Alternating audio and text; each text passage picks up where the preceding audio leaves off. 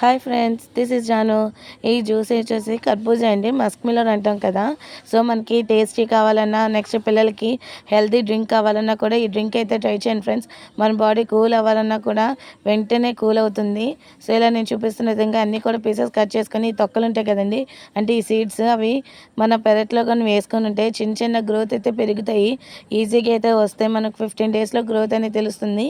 Next మనం తీసుకున్న pieces ఉంటాయి కదండి, అందులో పాలు అదే కప్తోనైతే షుగర్ కూడా తీసుకొని మనం మిక్సీ అయితే వేసుకోవాలి. చూస్తున్నారు కదా.